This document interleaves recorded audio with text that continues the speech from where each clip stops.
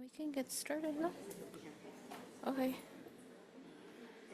It's working? Okay. Good evening, everybody. Buenas noches a todos. So we're gonna call this meeting to order of the CVUSD regular board meeting. Trustee Tortes, would you like to lead us on the Pledge of Allegiance?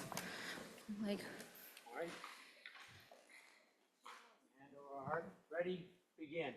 I pledge allegiance to the flag of the United States of America and to the republic for which it stands, one nation, under God, indivisible, with liberty and justice for all. Thank you. Okay, moving on to 1.3, roll call. Roll call. Yes, please. President Jocelyn Vargas. Here. Clerk Valerie Garcia. Here. Board Trustee Joey Acuna. Board Trustee Trinidad Arredondo. Present. Board Trustee Jesus Gonzalez. Board Trustee Thomas Tortes. Here. Board Trustee Alana Calmanes. Here. Superintendent Dr. Francis Esparza. Present. Assistant Superintendent Human Resources Dr. Monica Makovich. Assistant Superintendent Ed Services Socorro Sanchez. Present. Assistant Superintendent Business Services Julie Vigil. Present. Thank you. Okay. So moving on to the first item on our agenda, interview of student trustees. So we're going to have staff come up, and I think we have a number of students who applied for the trustee position. So thank you.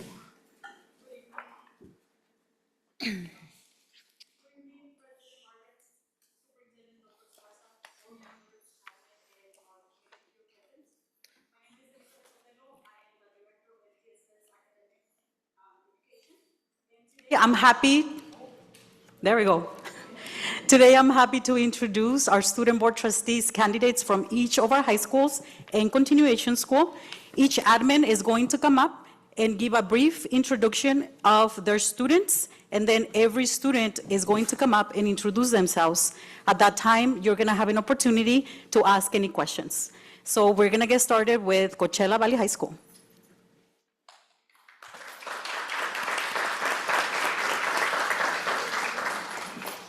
Good evening. Good evening. My name is James Stotler, and I'm an assistant principal at Coachella Valley High School. It is my pleasure and honor to introduce the candidates for student trustees at Coachella Valley. Both candidates are paragons of the Coachella Valley Unified School District. Our first candidate has demonstrated leadership, and she is the captain of our volleyball team. Without further ado, Ayana Nzunza Corona.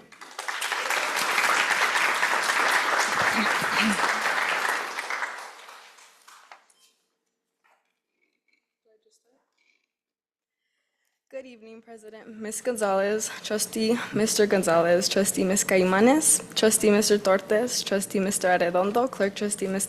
Garcia, Trustee Mr. Acuna, Superintendent Dr. Esparza, and Executive Cabinet.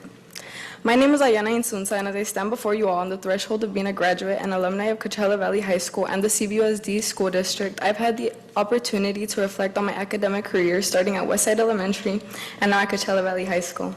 As I reflected, I thought back to my freshman year when my goals were to get involved with my school and my community, maintain a GPA above average, and to set myself apart from others on personal levels.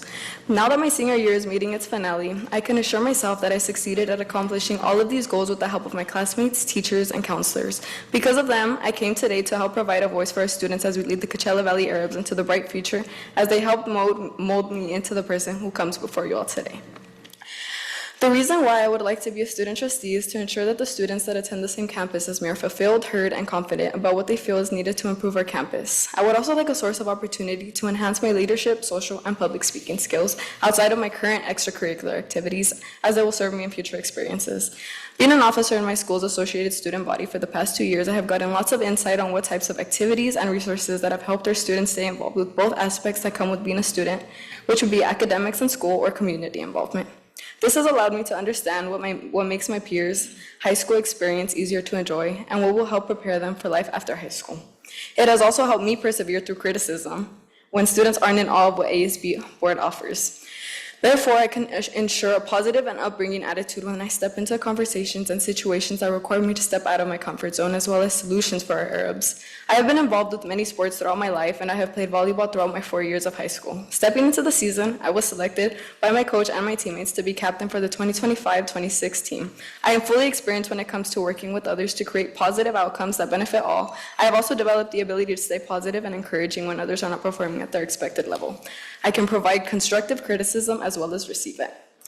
Having been involved with the AVID program, I have been guided to understand the importance of quality of work. The AVID program has also helped me become an organized, time-efficient, and productive individual that I feel will help serve your Board of Trustees.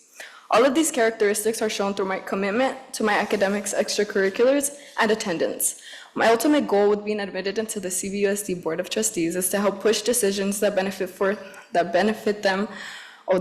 my classmates for their future lifelong goals, as I know many of us come from first-generation Hispanic backgrounds and are trying to pave our own paths to success. Thank you.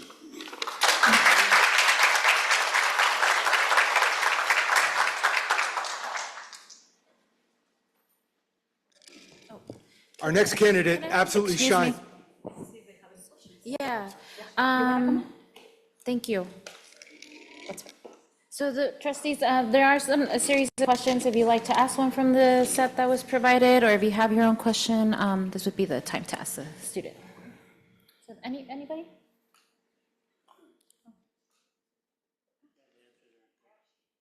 Okay, I think there's no questions. No? Okay. Thank you.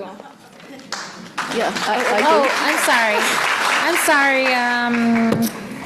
come I'm back. sorry. Ms. Calamanes does have a question Great, for you. thanks. I did want a clarification on one thing. I didn't feel I got a good sense of what you felt were the most pressing issues facing our students today. Okay. Pressing issues as of right now, I feel like a lot of our students aren't really aware of the resources that they have, to get better at schools. I've noticed a lot at CV, a lot of kids are falling behind because they're not meeting levels like with math and English. And that's because I feel like right now students are lacking like effort or like care to be driven. I feel like once they're provided those resources and they're put more in front of their face, it would really help improve like stats with schools, specifically graduation rates and test scores. So. Okay, thank you.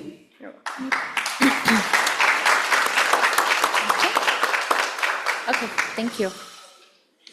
We have the next student? Yeah.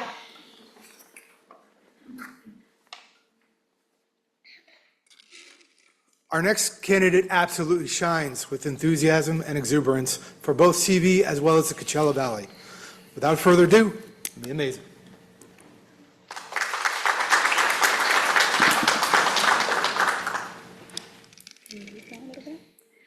Good afternoon, President Vargas, Trustee Gonzalez, Trustee Calimanis, Trustee Tortes, Trustee Arredondo, Trustee Acuna, Clerk Garcia, Superintendent Esparza, Dr. Esparza, Executive Cabinet members, and fellow students. My name is Mia Mesa, and I stand here as a student who has grown up through this district, cheering on our teams and volunteering in our schools. I often listen to our classmates whose voices go unheard. Today, I'm excited to share why I'm ready to represent us all as your next student trustee. As I've grown up in the Coachella Valley school system, I know what it's like to be a student who wants to be heard. As a member of the 2026 graduating class, I can confidently say that my peers are some of the most optimistic students I know. Through Young Women's Empowerment Club, youth advocacy programs, and AVID, I've met classmates with every kind of story. Some who are thriving, some who are struggling, and many who just want someone to listen. Those conversations changed me. They made me realize that real leadership isn't about a title. It's about carrying other people's voices when they can't always speak up for themselves. I've also learned that leadership is about service and making sure that everyone feels heard and respected by bringing people together, gathering feedback, and turning ideas into action. I also understand the balance between academics, activities, and my community. My role as cheer captain has taught me the same lessons in a unique way. When you're on the sidelines, you don't only cheer when your team is doing well, you cheer when your team is down, because that's when they need you the most. I want to bring the same energy to the student trustee role, to show up for every student, especially when things are tough. Beyond cheerleading, I've dedicated hours of community service that I believe have made efficient impacts for our students around the Coachella Valley. This commitment even took me to Sacramento, where I met with legislators to advocate for bills supporting immigrant families in our community.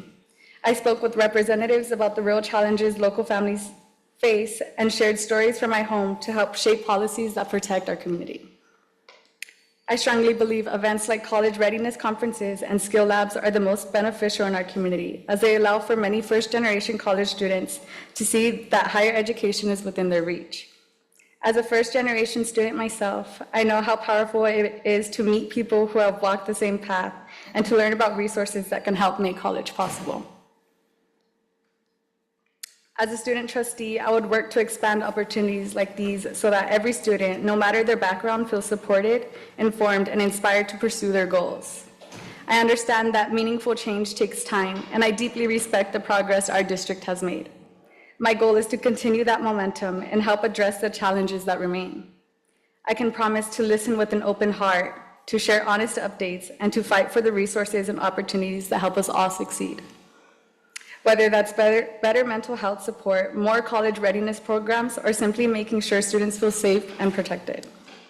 My teachers, coaches, and friends here have given me the confidence to dream bigger than I ever thought possible. Serving as a student trustee would be my way to give back, to make sure that every student, no matter their background or challenge, feels valued, seen, and supported. Once again, I want to thank you for this time, for letting me share why I believe I can be the bridge between the student body and our Board of Education. I'm ready to listen, to work, and to represent us all. Thank you. Thank you. Are there any questions, board members? No? Okay, thank you. Thank you.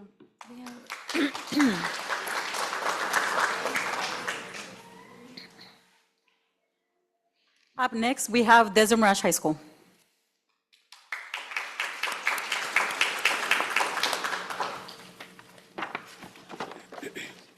Good afternoon, board members. My name is Alicia Zamorano Nunez, and I am the proud interim principal of Desert Mirage High School. My team and I had the privilege of reviewing a pool of 10 incredible applicants, and tonight I am honored to introduce to you 2 outstanding students selected as candidates for our student board trustee position. Our first candidate is Ms. Tania Lopez Gonzalez, an exceptional young leader. She is part of the Puente program, founder of the Young Women for Advocacy Club, active in ASB, and involved in multiple programs here at DMHS.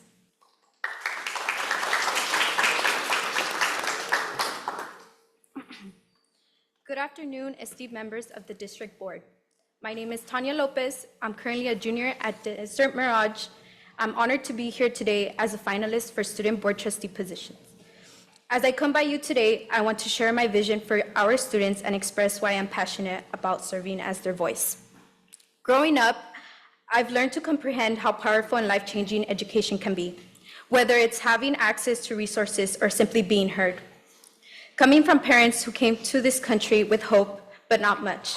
No connections, no financial safety networks, no guidance, nonetheless, much of an education.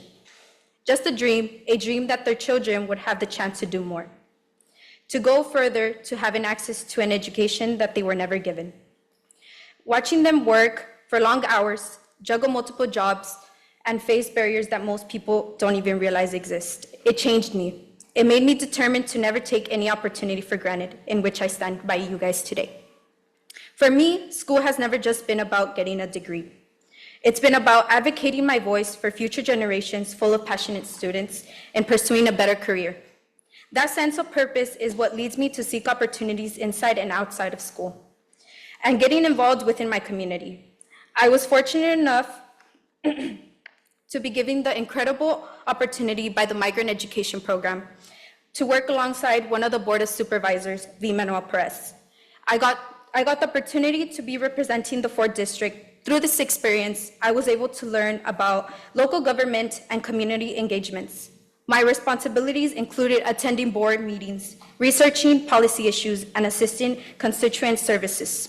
These experiences not only opened my eyes to the issues that were present within our county, but I was able to use my voice to advocate for changes alongside other important adults, such as the Chief of Staff, Stephen Hernandez, as he motivated me to strive to overcome barriers and use my voice as a tool to impact others in order to seize greater opportunities.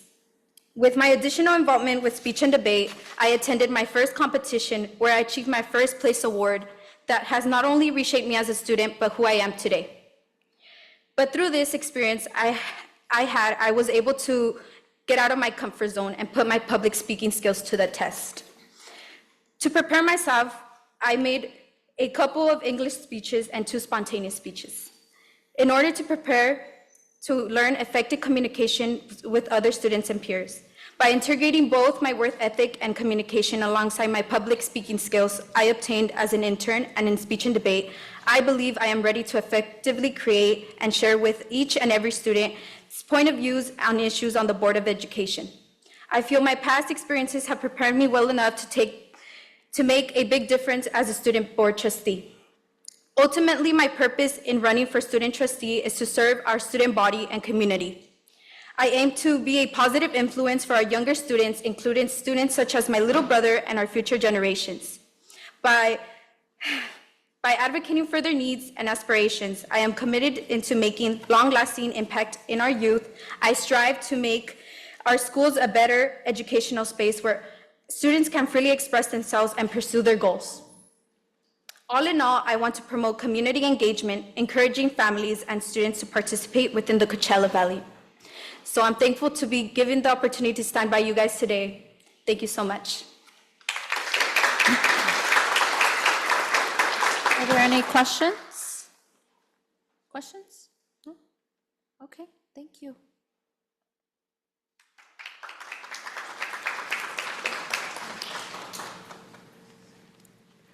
Our second candidate is Ms. Eileen Caudillo Garcia, another remarkable leader at our school. She serves on the Puente Council, is a proud member of the cosmetology program, a proud member of the Experience Berkeley High School program, as well as ASB and several other school activities.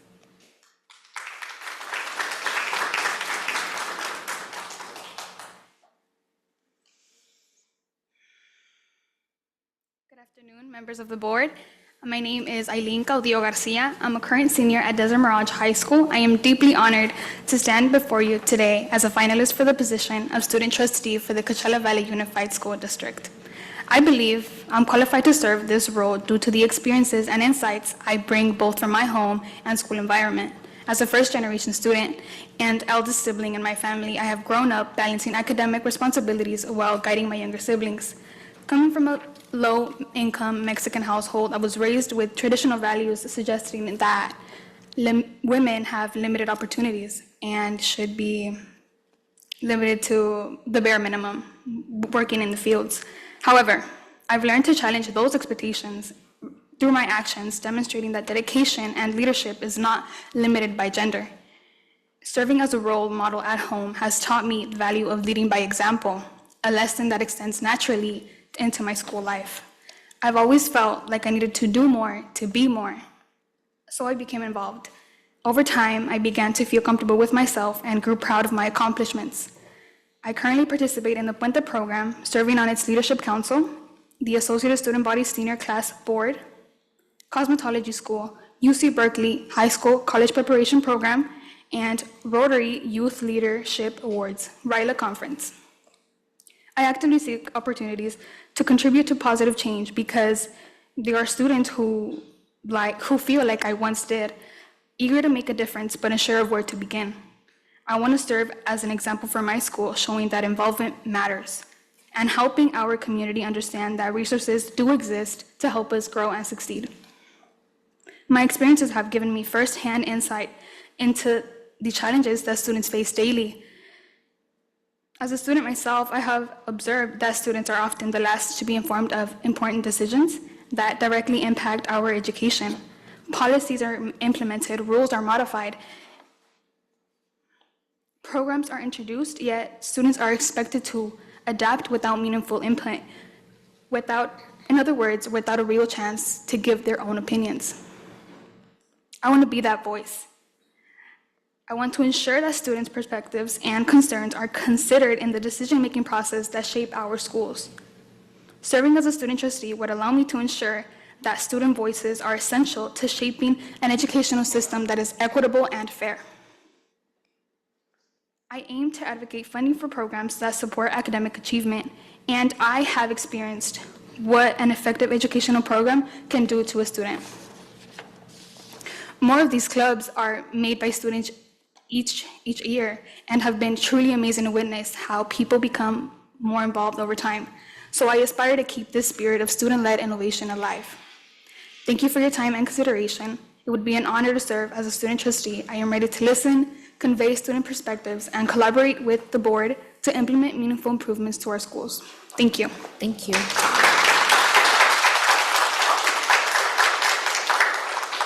Any questions? No? Okay, thank you. Thank you.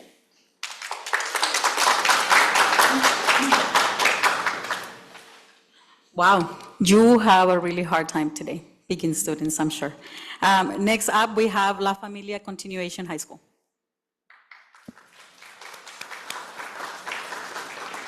All right, good evening, all.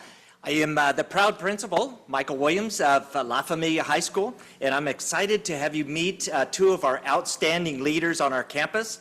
First up will be Miss Karen Ruiz Mendez. Her teachers and her peers have recognized her leadership on campus as outstanding. One of her teachers wrote, "I have seen Karen grow into a confident, motivated, and engaged student who embodies the values of leadership, responsibilities, and kindness." So first up, Miss Karen Ruiz Mendez.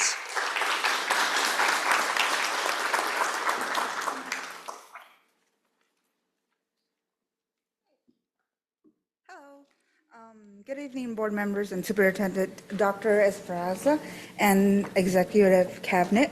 My name is Karen Reese, and I'm looking forward to the opportunity to represent La Familia and our next student trustee. I'm proud to be the daughter of a hardworking mom and dad, and being part of a hardworking family, too. Being the middle child between two older brothers and one sister, and then having a younger brother, I was used to always calming fights down. Growing up, I wrestled with my identity. For the longest time, I built up walls around me to hide from people. I was always terrified of making new friends or meeting others. But lately, I've been breaking those walls. Bit by bit, I've been learning to use my voice and that it does matter. This year, I have set some goals to support my classmates, focusing on mental health and education. I see the hardship that my fellow students and friends go through. I know many of them are embarrassed to announce they are struggling with anxiety or depression. And also, I see that many of them don't know they have support for colleges or other work they are given. I want to give them a chance to see those paths, to help them understand they have a choice to go to college or find a job to help their community. Looking ahead, I'm excited to serve as student trustee and use my voice to represent all of the LAPA. I want to make sure every student feels heard and has a chance to succeed. And my future goals are continuing to learn and to keep helping others and grow as a leader who always speaks up even when it's not easy. Thank you. Thank you.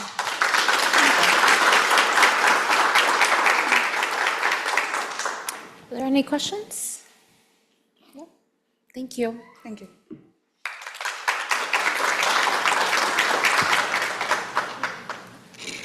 Our next leader at La Familia High School is Mr. Juan Ramirez, also a strong leader on our campus of La Familia. One of his teachers wrote that Juan demonstrates maturity, responsibility, and an admirable commitment to improving our school community. So Mr. Juan Ramirez.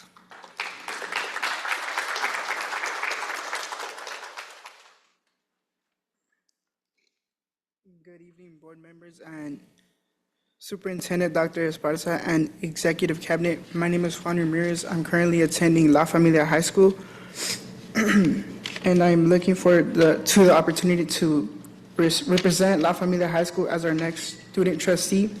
I originally attended Coachella Valley High School.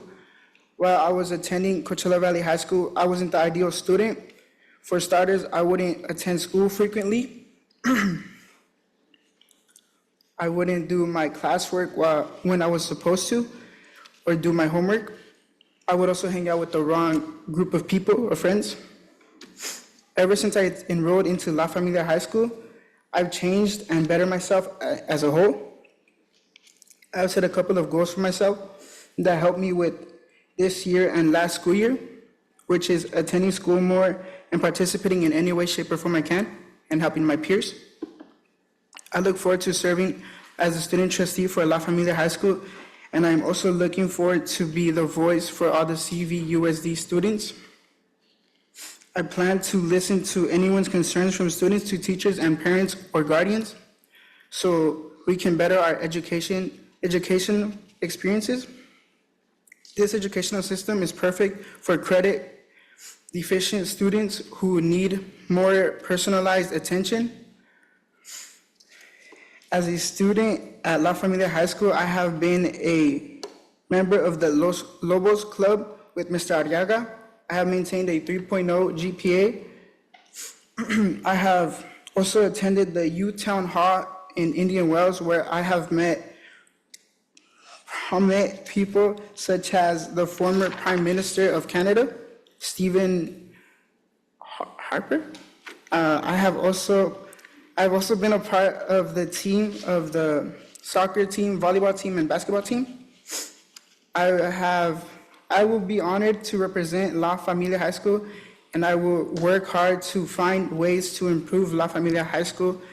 Last but not least, I want to thank every single one of you from the bottom of my heart for providing an alternative school where we can all flourish. Thank you.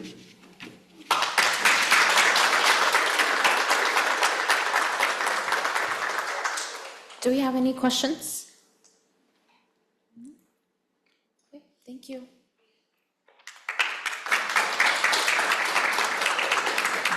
And last but not least, West Shores High School.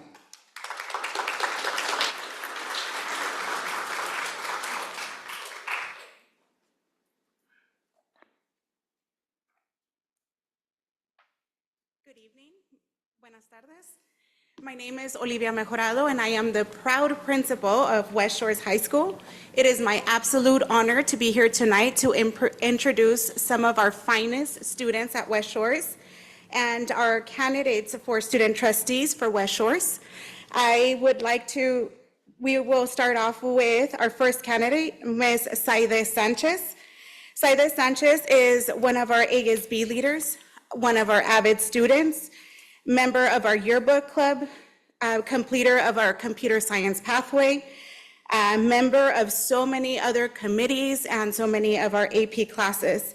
Please help me welcome to the podium Ms. Saide Sanchez.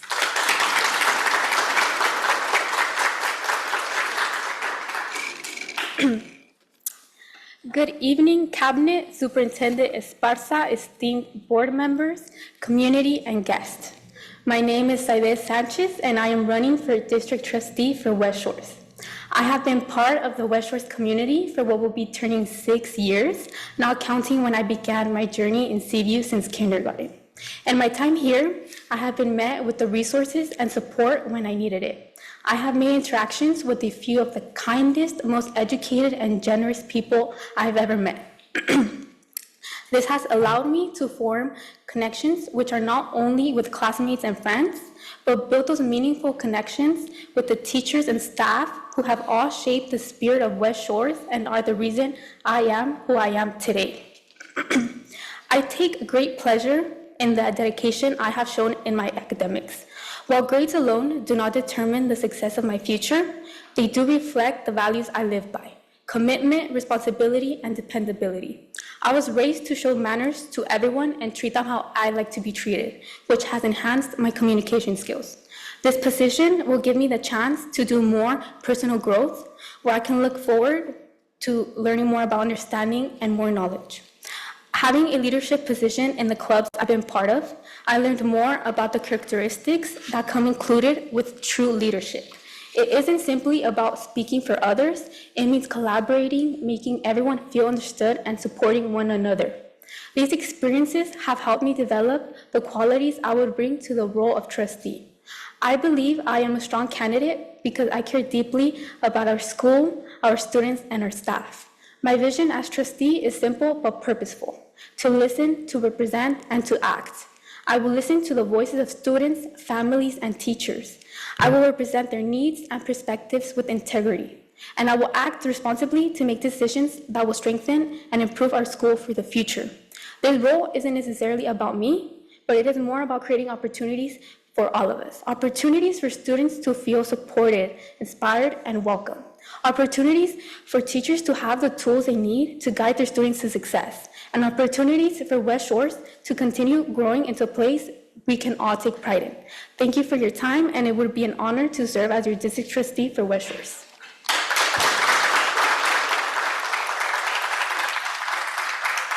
Any questions? Any questions?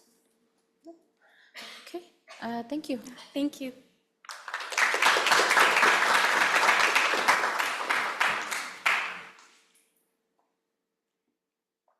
Next, we have Ms. Isabela Jimenez. She is a member of our Wildcat Ambassadors. She is one of our avid students. She is an employee at CVU with the expanded learning, one of our AP students, and a former student trustee for West Shores as well. Please help me welcome Ms. Isabela Jimenez to the podium.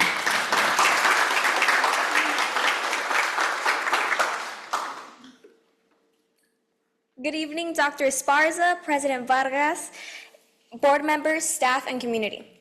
My name is Isabela Jimenez Martinez, and I am honored to be here asking for your support to continue serving as student trustee for West Shores High School.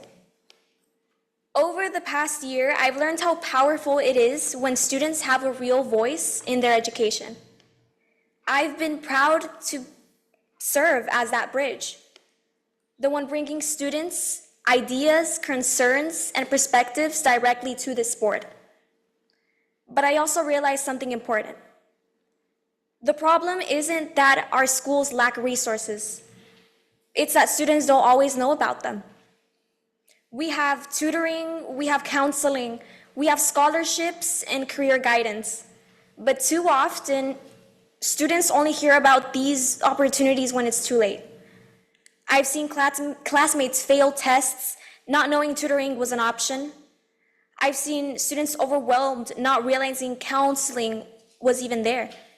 I even missed early scholarships myself simply because I didn't know. Well, that has to change. If I'm reelected, my mission will be to make resources not only available, but visible. Not hidden in flyers or lost emails, but brought directly to students through social media, workshops, and student ambassadors. No student should ever miss an opportunity just because they didn't know it was there. Beyond this role, I serve as a student ambassador and work with CVU ACES, where I've coached cheer, baile folclórico, and other after-school activities. I had the honor of delivering the welcome back speech for this year, highlighting inclusivity and the impact adults make on student learning. Alongside that, I've completed over 200 hours of community service, participated in multiple APs and clubs, while maintaining my GPA. These experiences taught me how to manage pressure, lead with confidence, and serve with heart. And above all, they deepened my passion for giving back to the very community that has shaped me into the champion I am today. I know what's possible when students feel heard. And with your support, I'll keep building on that progress. So every student has the chance to rise, to succeed, and to become a champion in their own story. So let's continue to create champions together. Thank you. Thank you. Any questions? No? Okay, thank you so much. Thank you. I think we'll be...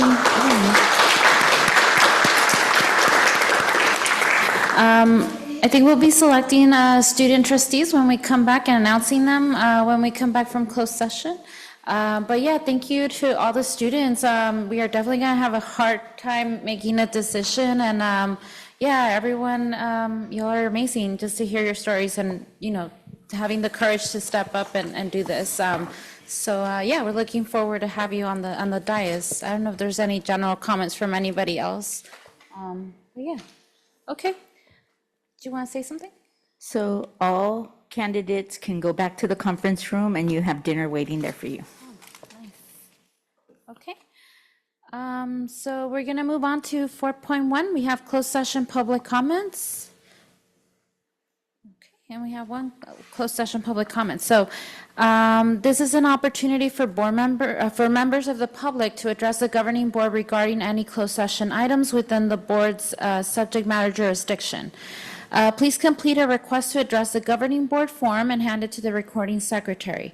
Speakers will be limited to 3 minutes per person with a maximum of 20 minutes to each subject matter.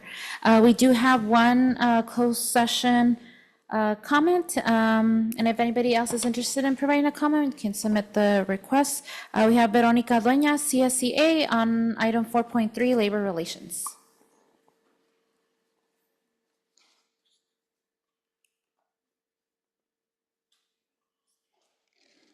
Good evening, President Justin and Vargas, Board of Trustees, Dr. Esparza, Extended Cabinet, and so on.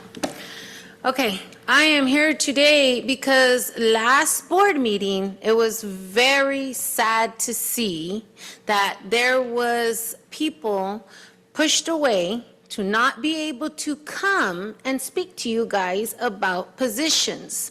It was said, and I'm going to say that CSE and the district negotiated something to bring back positions. That is a blatant lie, and that is how I'm going to say it, because that's a fact.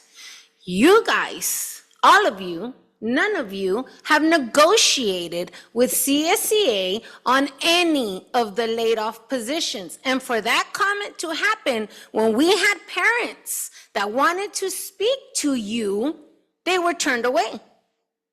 And there was also submitted comments that did not get spoken because it was stated that CSEA and the district have negotiated to bring back positions. That did not happen.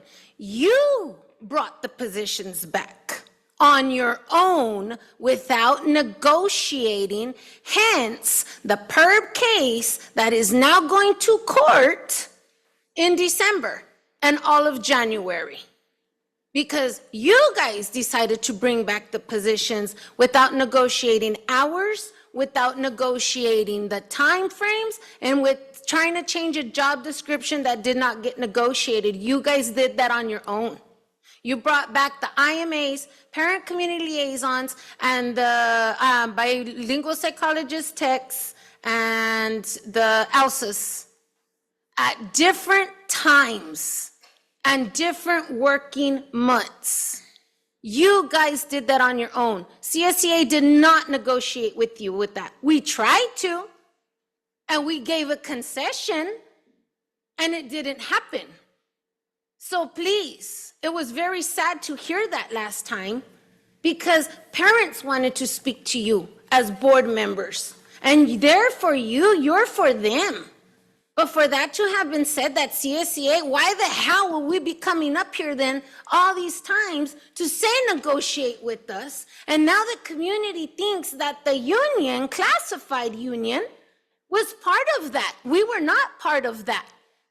So please, do not state false accusations against us. This is not right. We have came time and time again to say, come and negotiate with us. So now we will see this district at the PERB, and I know for a fact that no, there is still transfer of duties because that's the chaos that's happening at the sites. Thank you. Thank you. Is there any other closed session public comment? Okay, thank you. 4.2, can I get a motion to enter into closed session? Second. All those in favor? Aye. Opposed? Abstentions? Okay, we'll be coming back at 7 PM from closed session. Thank you.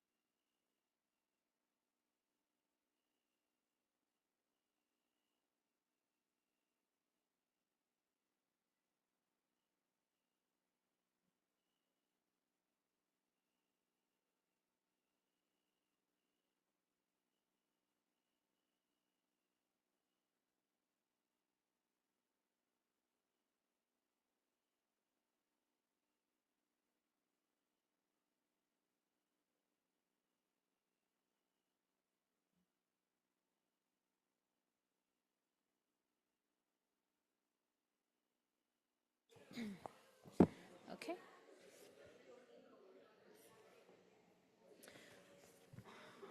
Okay, good evening, everybody. So we did motion to come back into open session, and we have 5.2. We're gonna announce action taken in closed session.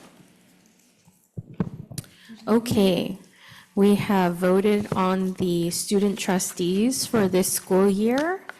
I will say that every single one of you who came to speak with us did a beautiful job. So proud of each and every one of you. We had to make a decision. It was not easy. I feel like it's getting harder each year, but here are the student trustees for this year. For Coachella Valley High School, Mia Mesa is our student trustee.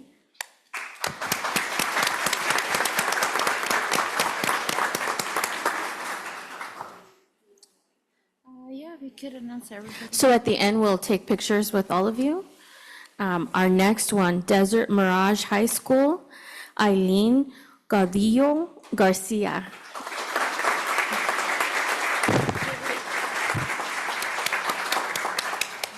For La Familia High School, Juan Ramirez.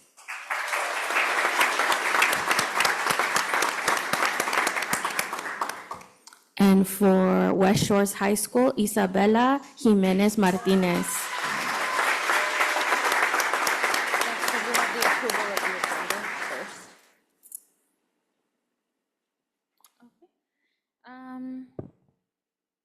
Okay. Yeah, we can take a picture. I was gonna ask if we can move 6.1 to do that now and do the oaths for the students. Would that be okay? Okay. So we're gonna move to 6.1 to do the oath of office for student trustees, and then we'll come back to 5.3, the approval of the agenda. So who's gonna do the? Okay, so Dr. Esparza is gonna do the oath of office for the students, and then we'll take a picture, and then we'll move on with the agenda.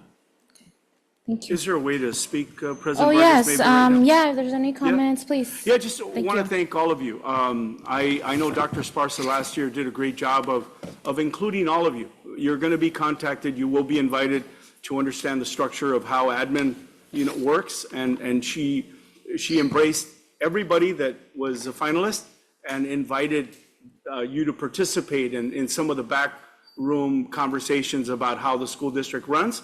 And so although you might not be the representative, I just wanted to congratulate each and every one of you for your hard work and the courage, right, to come here and just know that you were a winner just being here and you're going to be included somehow.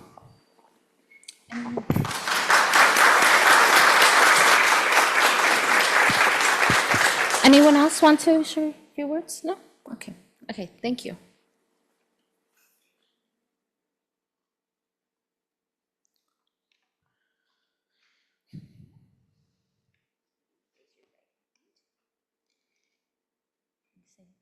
I, Mia Mesa, do solemnly swear I, Mia Mesa, do solemnly swear that I will support and defend the Constitution of the United States that I will support and defend the Constitution of the United States and the Constitution of the State of California and the Constitution of the State of California against all enemies, against all enemies, and I will,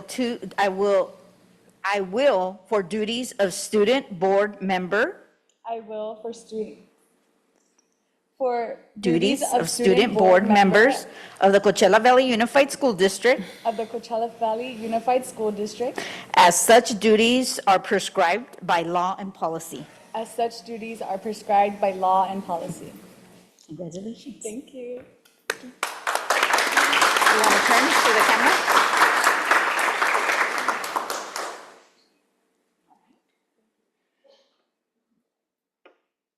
Next is Eileen Caudillo Garcia. Are you ready for this? Okay. So, okay. Raise your right hand.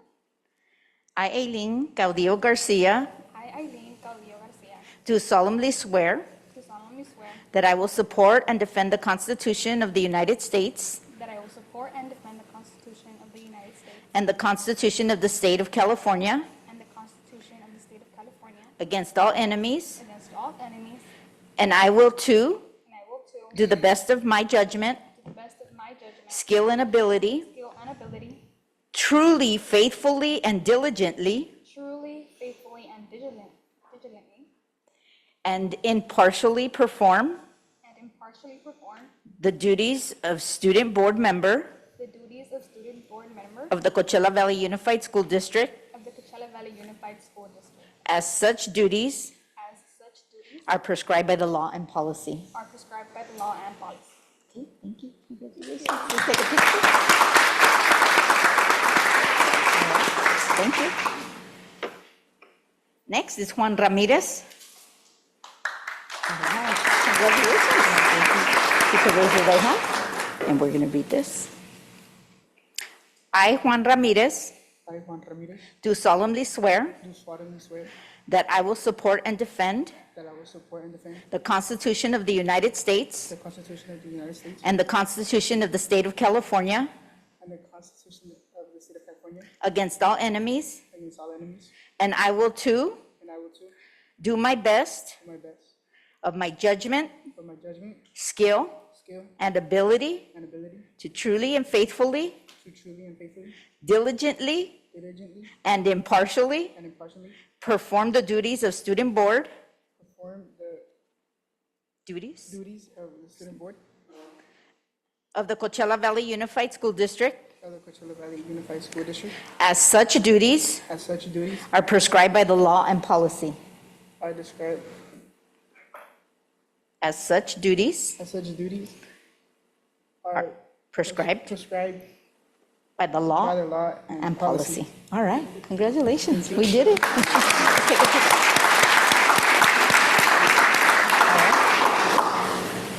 Last but not least, Isabela Jimenez Martinez.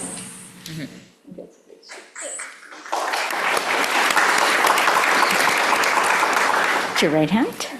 I, Isabela Jimenez Martinez, I, Isabela Jimenez Martinez, do solemnly swear do solemnly swear that I will support and defend the Constitution of the United States that I will support and defend the Constitution of the United States and the Constitution of the State of California and the Constitution of the State of California against all enemies, against all enemies, and I will too and I will too do my best do my best of my judgment, of my judgment, skill, skill, and ability, and ability, truly, truly, faithfully, faithfully, diligently, diligently, and impartially perform and impartially perform these duties these duties of student board member of student board member of the Coachella Valley Unified School District. of the Coachella Unified School District. As such duties As such duties are prescribed by law and policy.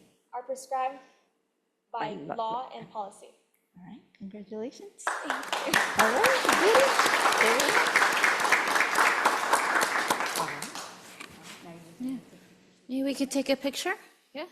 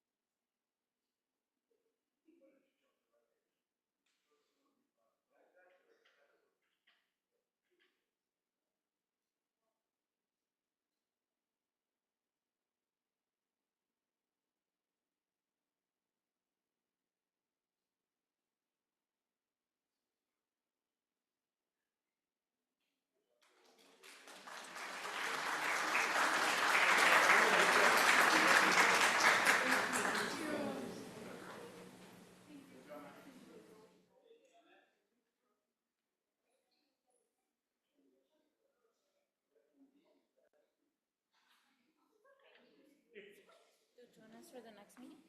Yes. Nice, okay. Okay, so it looks like the students will join us for the next meeting. Oh. Oh, yeah, I think so. Yes. Thank you so much. Yeah, thank you.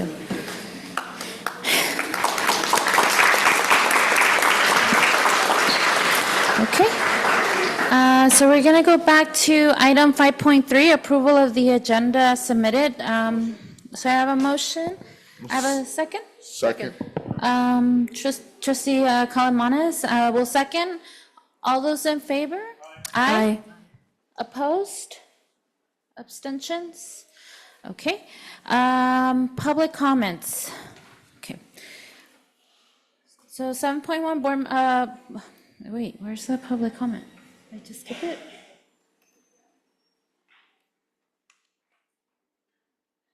Oh, yes, so I'm sorry. Okay, public comments, introductory comments and requests to address the board on items on the adopted agenda and items not on the adopted agenda will be considered from the audience at this time. Please complete a request to address the governing board form and hand it to the recording secretary.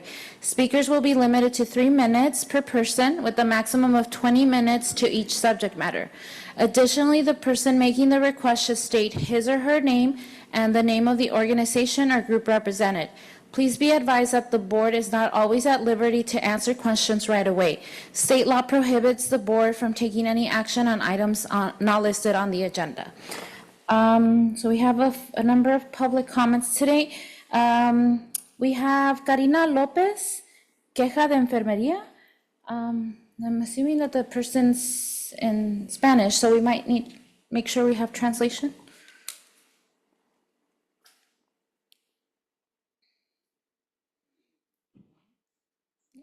Buenas tardes, mi nombre es Karina López. Mi queja es el viernes. Oh, permítame un segundo.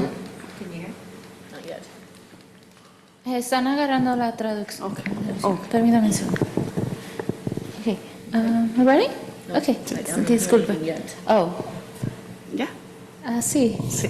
Buenas tardes, mi nombre es Karina López. El viernes fui a recoger a mi hija a la escuela, a la Panview, y yo la estaba esperando ahí en la oficina y llegaron dos niñas.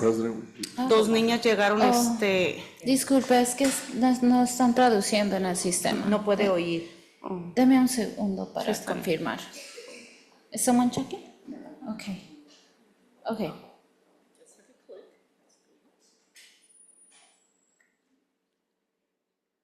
Yeah. Okay, disculpe. Ahora, maybe we can start the timer again. Okay, tienen 3 minutos para su timer. Okay, disculpe. Mi nombre es Karina López. Tengo mi hija en la Panview. Yo fui el viernes a recogerla y mientras yo la esperaba estaba sentada y llegaron dos niñas. Una niña venía como que algo le pasaría en su ojo y otra niñita la estaba acompañando. Entonces ahí estaba la de la enfermería y nomás salió con su cara. Dice, toda la semana está viniendo la niña. Le dije, por eso es su trabajo. Y ya la metió al donde es la enfermería y le estaba diciéndole cosas fuertes. Estaba hablando en inglés, yo no le entendí. Y ya la niña nomás se le quedó mirando. Le dije, eso no está bien. También ahora pasó un accidente con mi niña, una raspada. No me avisaron por teléfono. Igualmente mi hermana, ella sí fue a hablar a la escuela. El niño se le raspó, se le rompió el pantalón y no le avisaron. Entonces va mi hermana molesta y les dijo que por favor quería que cuando le pasara algo a su hijo, le avisaran. No importa lo que se fuera. Le dije, entonces en eso tienen que tener un poquito más de quien sea, para eso es el trabajo, y me refiero, es para atender a los niños. Cualquier molestia que fuera, cualquier molestia que ellos tengan, ellas tienen que estar, pues, ni modo, con buena cara y atendiendo a cualquier niño, porque si fuera sido mi niña, pues, ¿qué es lo que va a pasar? Eso es lo que yo quería contarles. Muchas gracias. Okay. Thank you. Next person for public comment, Patricia Ochoa, quejas de padres.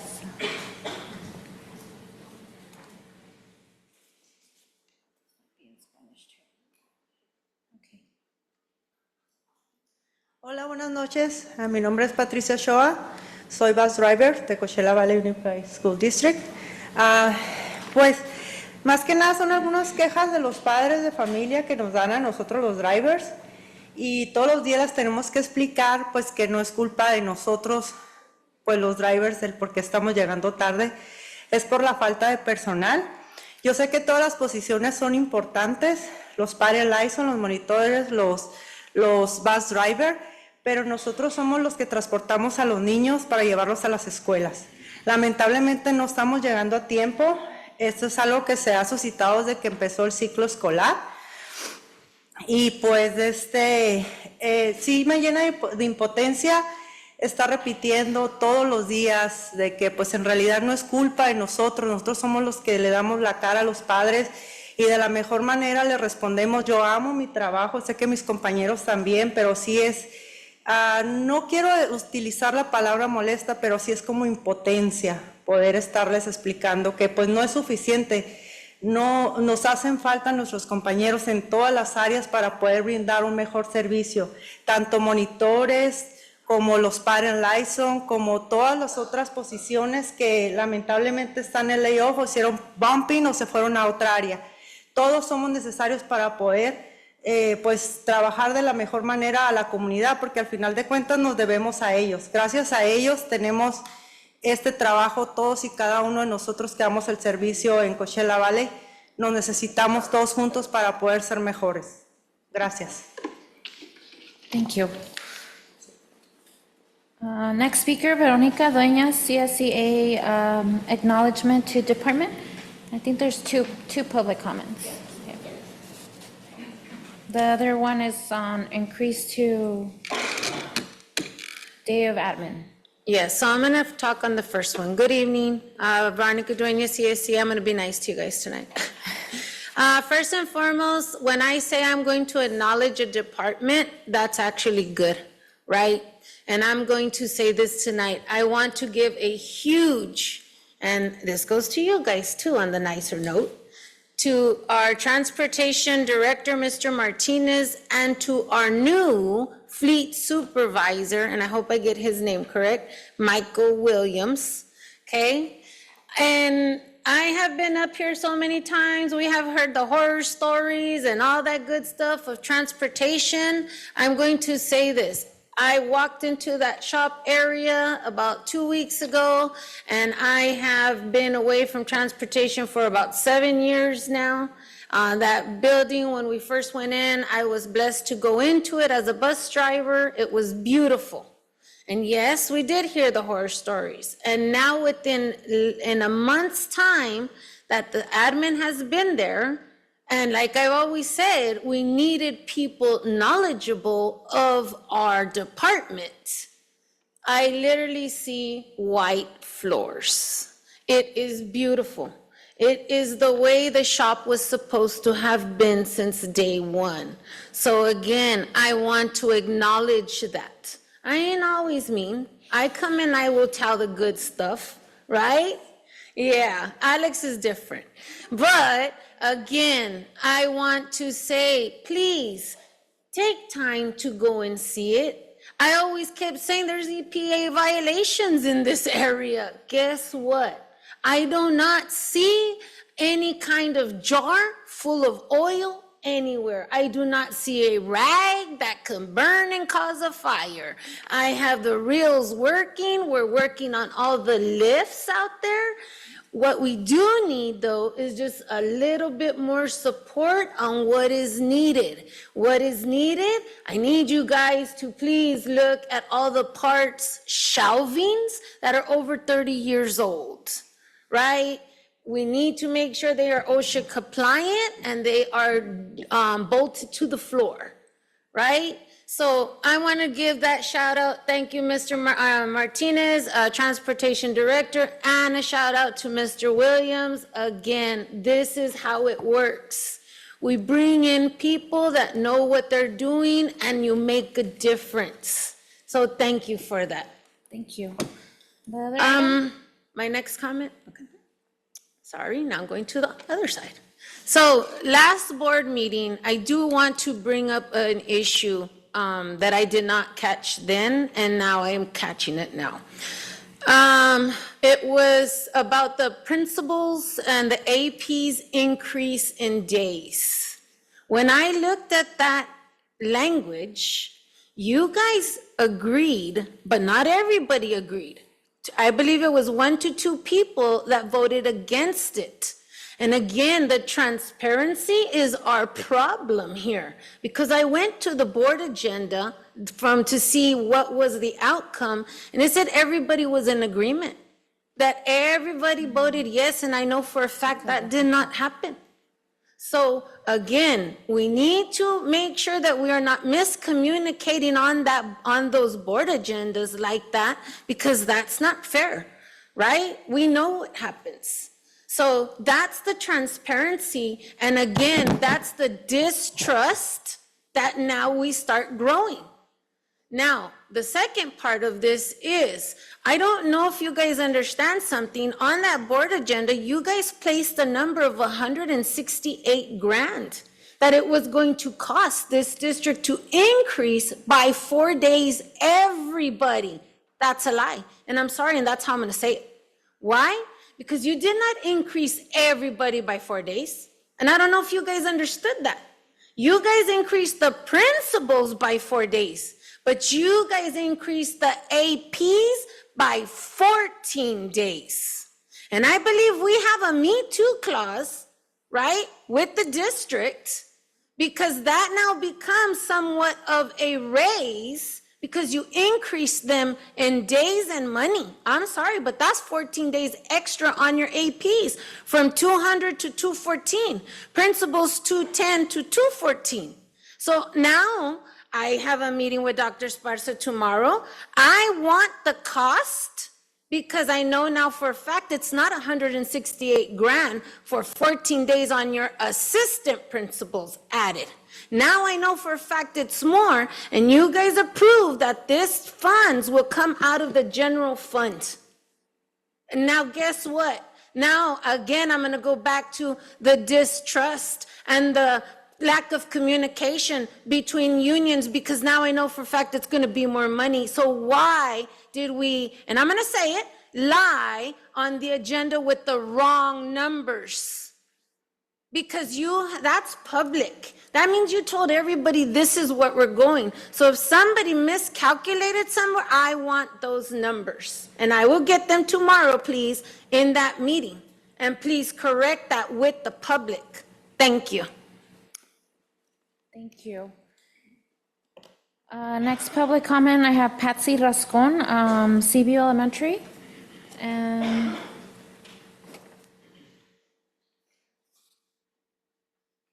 And the next speaker is going to be Filiberta Perez.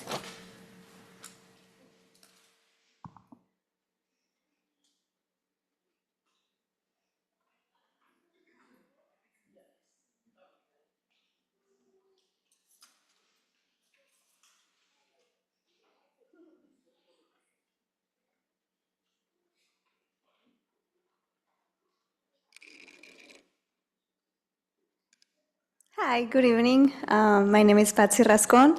I'm a mom of a student, a beautiful girl, Aria, in CVU. This is her second year. She started last year in TK, and right now she's in kindergarten. I came here to the Valley 6 years ago. I'm from Ensenada. And when I came to Salton City, like many people probably thought, that we were in the middle of nowhere, like not a lot of people live there. So I spent 4 years you can say a little bit lonely. I didn't know anybody until last year when Aria started school, and she was very excited. She did really good, thanks to her teacher, Ms. Vieira. She loved it, she thrived, she was very excited to start this year. This year, a week before she starts school, I checked on the portal online to check if she was going to be in her bilingual class, and she was going to be, so I was like very excited for her. Ms. Vieira, her teacher, told me that she would she would do really good in bilingual. So that's why I was like very concerned, and that was very important for me. Until the first day of school, I checked and she was changed. She was on a only English class. So she was a little sad. So I know she's gonna be fine and she's gonna be great in any class because she's very smart. But I do see that she doesn't feel very comfortable because it's not her first language. So she really needs bilingual. And I've been talking to the principal, to teachers, I've been going to school, and they haven't given me any solutions. So that's why I'm here asking you, the board, for your help. We need more people. I thought we were very little people there, but as you can see, we're a big community and we're growing. And please don't forget us. We're still there, and we are as important as all of the other students in the district. So thank you. Thank you. We have Filiberta Perez, CVU Elementary. Yes, good evening. My name is Filiberta Perez. I'm here on behalf of my daughter, her first year in TK. At the beginning of the school year, everything was fine, had no issues. Second day of school, there was no supervision based on the smaller kids. Everything's based on the big kids because they're so aggressive. They're always fighting. You don't really see the yard supervisors out there taking care of them. My daughter got out of her designed area. She went running throughout the whole school, crying, screaming. Nobody took note of that. Nobody's seen her. I had to be on the outside of the school chasing her. I complained to the assistant principal, to the principal. I got no response. So there's not enough supervision. There's a lot of students, not enough staff on campus. Another one is she's been coming home. She's been complaining that in her classroom, there's a certain student that keeps picking on her, keeps hitting her. She does say that, she does tell her teacher there's no communication within the teachers with the parents. She comes home crying from school saying she doesn't want to go back to school. She doesn't want to be there. The same thing, I spoke to the principal, there's no communication. I called the school, nobody answers. The principal says she would get back to me, no response, no solution, no feedback, nothing. So we do need more supervision on campus. There's no reason why anybody should be picking on anybody else, regardless if they want to play with each other or not. I don't think that's a reason. And then moving on from that, another one is bus drivers. There's a lot of bus drivers that do like their job. They love what they do. They do interact with the students, but there's some that you can tell that they don't like what they do. The second day of school, there was a student that was left on the side of the sidewalk by the street, by the bus driver, because he closed the doors on her face when she didn't know where to direct herself on the second day of school. And she's a kindergartner. She's not my daughter, but I will come and I will speak on behalf of other parents that can't be here with us. And I don't think that's appropriate. We walked her into the cafeteria where they're designed to go in. When we walked back, that same bus driver, which is bus number 625, he walked down with another student and directed the student with the principal, which I do not think it's fair, that they pick and choose who they're gonna help and who they're not gonna help. So that is another thing that needs to be directed. I don't know if we're the least of the worries because we're on the outskirts of the city of the Coachella Valley Unified School District, but I feel like we deserve the same attention that all the other schools here in actual Coachella, they get. So there's no reason why we should feel like we're left out because our students are part of the Coachella Valley Unified School District. Thank you. Thank you. Marta Bustamante, CVU Elementary School. Hi, good evening. I'm a parent from CVU Elementary, and my concern is that the fourth and fifth graders are not, I have 3 kids in the same school. I do have fourth and fifth graders. They're not having enough lunchtime. They're getting only a few minutes to be able to eat their lunch. There's also insufficient staff. They're really short on staff. Usually when they're out in the yard, they have a lot of issues. Usually a lot of bigger kids picking on the smaller kids. There's no really enough staff to address the issues that are present at the time. Another thing is also the buses are frequently late. And sometimes we get notified and we're able to go pick up our students. Sometimes we don't know that they're late, so maybe an hour after they come out of school. A very recent thing that just happened to me earlier this week, I kept calling the school because it was already 15 minutes past the time, and I seen a bus pass for, like, on the street where my kids get dropped off. It didn't stop. I got concerned and I thought maybe the bus had my children on board and didn't stop. I kept calling the school. Nobody answered. I never received any answer. So I finally was able to communicate with transportation, and they were able to answer, and they notified me that the bus that I had seen was not from elementary. It was indeed from high school, and that elementary was gonna be late. So that is also an issue that it happened last year and it keeps happening this year. The buses are frequently late. There is also an inadequate system for following up with parents. There's a lot of issues that happen that either parents, they just are not aware or are just not notified. That seems about it in my part. Thank you. Thank you. We have Alejandra Contreras, lunchtime behavior issues at CVU. Good afternoon. So the main concern I want to address is the lack of supervision during recess. Without consistent oversight, certain behavior issues are not being noticed or corrected in the moment. This makes it harder to address problems effectively and ensure a safe environment for all students. The main purpose of this comment is more because my student, my child, was in a fight. The principal believed it wasn't a fight, even though there was smacking and shoving, and his necklace was teared into two, and no one notified me or his father or anyone on the emergency contact list whatsoever. It took me about 12 hours to be able to get a hold of her and make sure that the issue was being addressed, as well as if we can have more. My child has also addressed that the lack of lunchtime has been an issue, 10 minutes to have food, but that's probably 5 minutes to just go in and sit down and be able to open his lunchbox. It's not okay, but thank you for your time. Thank you. Next person, Salvador Lopez, CVU. Hello, good evening, Dr. Esparza and board members of the school.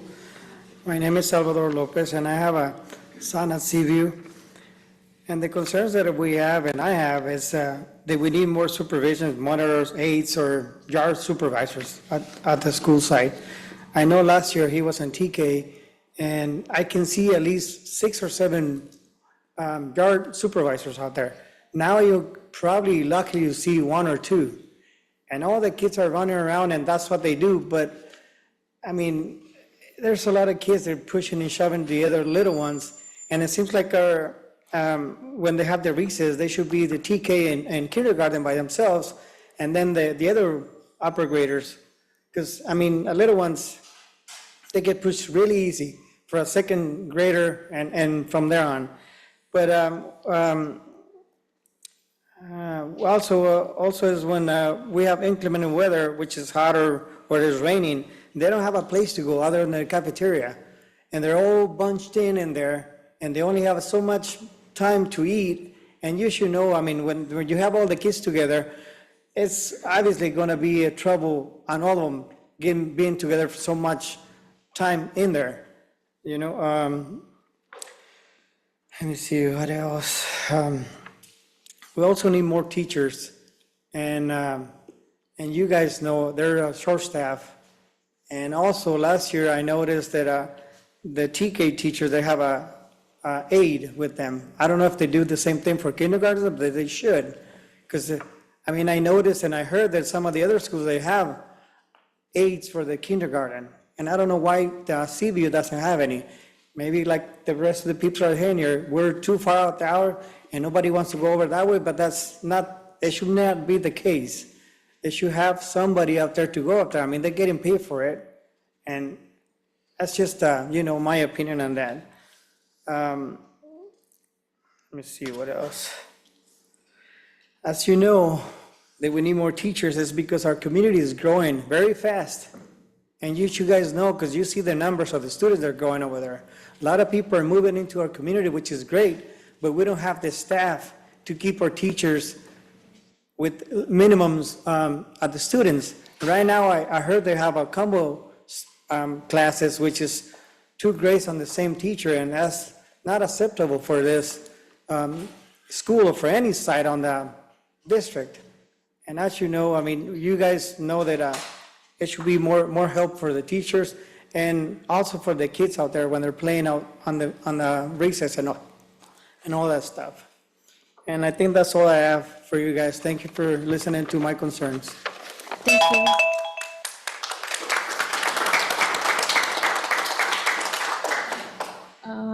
Next speaker, Carlos Viera, CVU. Good evening to all the members, board members, and Dr. Esparza. My name is Carlos Vieira. I'm a proud member of Salt Lake City community. I'm also a proud father of 2 students who attend CVU Elementary. I'm here to support our parents that had concerns.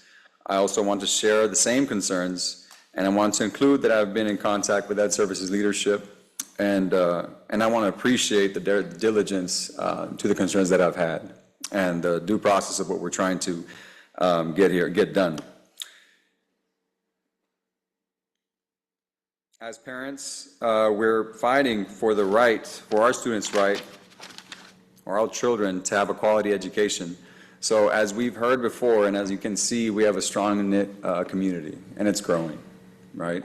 As we come together, we're increasing in numbers in Salt Lake City. Due to that increase, we're in dire need of staffing and supervision. Our children deserve to feel safe, have the ability to be themselves, and enjoy the experience of going to school every day. We do ask that these concerns have been shared, are reviewed and attended to. Our community deserves the best, our school deserves the best, and our children deserve the best as well. Thank you. Thank you. Next speaker we have, thank you. Next speaker we have Sonia Rodriguez, Parent Community Liaison.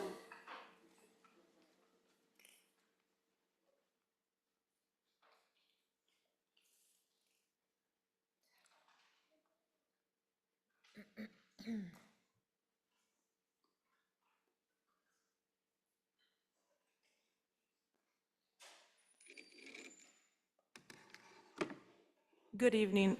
I left you some copies of some signatures collected from parents from the Oasis site. We have more signatures, but the other parents couldn't make it today. My name is Sonia Rodriguez, and I'm here to speak in strong support of bringing back the parent liaison's position in every school in our district. Let me say this clearly. I completely understand the challenges we are facing. I hear it at every board meeting. These are difficult times. Budget cuts are forcing tough decisions, and I know that all classified staffs are doing their best with very limited resources.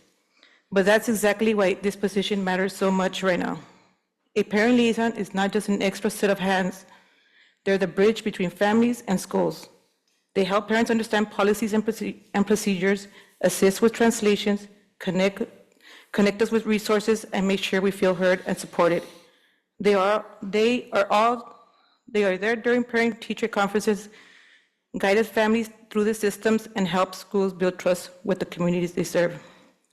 At schools like Oasis, where many families face economic hardship, language barriers, or just the daily stress of life, Ms. Jaramillo is essential.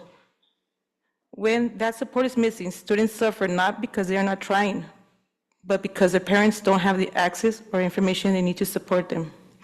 I understand the budget is tight, but that's exactly why we cannot afford to lose this position. When stress is high and communication breaks down, the families who need the help the most are the ones least able to get it. Parent liaisons help close that gap.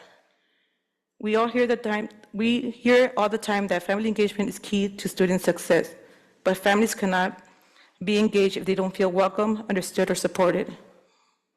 Bringing back Ms. Jaramillo and all the parent liaisons across the district is not about what is nice to have. It's necessary for fairness, for communication, and for student achievement.